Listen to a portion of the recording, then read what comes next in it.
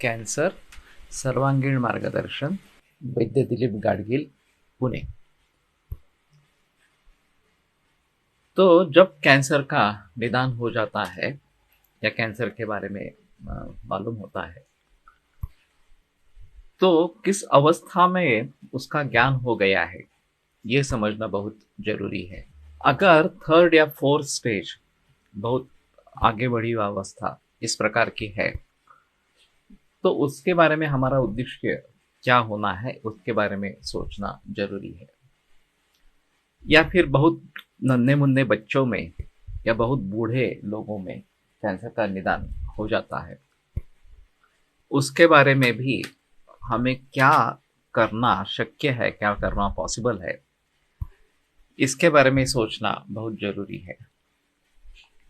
केवल destruction of cell करना ही है, चाहे कितना भी उम्र का आदमी हो या किसी भी स्टेज में हो, ऐसा करने से बात नहीं चलेगी।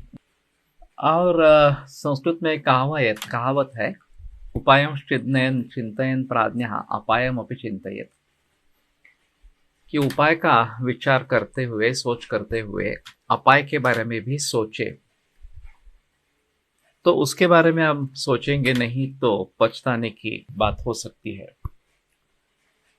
इसलिए जो भी कदम उठाने हैं वो सूझबूझ कर उठाने हैं। केवल बहुत जल्दी से कोई निर्णय लेना नहीं है।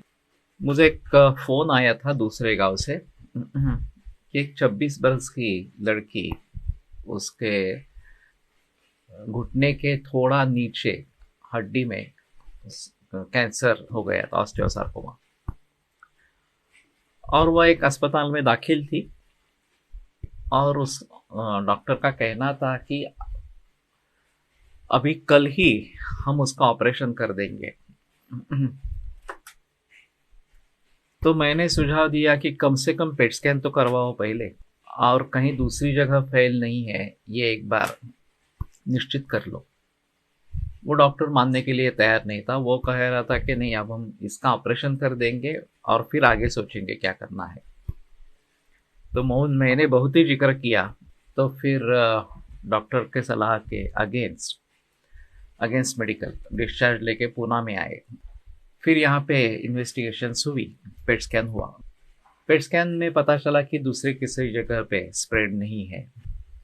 तो मैंने कहा ठीक है, अगर आपको ऑपरेशन करवाना है तो करवा लो, लेकिन बेटर ऑप्शन है कि आप नी रिप्लेसमेंट करवाओ। वास्तव में दोनों का खर्चा उतना ही था। पारंपरिक पद्धति से इसमें जो ऑपरेशन किया जाता है वो कटी का जो एक अस्थि है उसको निकाल के वहां पर ग्राफ्टिंग करते हैं, वहां पे स्क्रैप कर लेते हैं। जहां पे कैंसर है, टीबिया में कैंसर था, तो उसको स्क्रैप करके ये हड्डी का एक टुकड़ा वहां पे जोड़ देते हैं। और मैंने देखा था कि इस प्रकार से करने के बाद फिर से वहां पे कैंसर ग्रो हुआ, बढ़ गया, उसको पूरे शरीर में बढ़ गया और कुछ नहीं कर पाए आगे। तो मैंने सुझाव दिया था कि आप नी रिप्लेसमेंट करो और करना है ऑपरेशन तो। लेकिन उन्होंने मेरी भी बात नहीं मानी।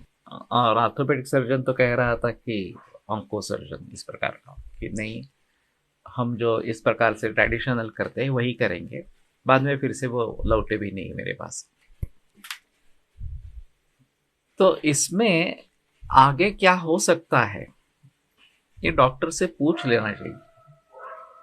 रिकरेंस के चांसेस कितने रहेंगे, क्योंकि एक बार वहां का टिश्यू डिस्टर्ब हो जाए तो वहां से सेल दूसरी जगह जा सकते हैं।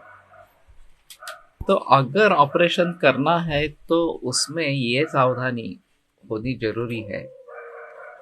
और खास करके ये ऑस्टियोसार्कोमा ऐसे ही छोटे बच्चों में पाया जाता है, 13, 14, 15, 16 इस प्रकार के उम्र में भी पाया जाता है, और ये काफी दिक्कत वाला मामला होता है।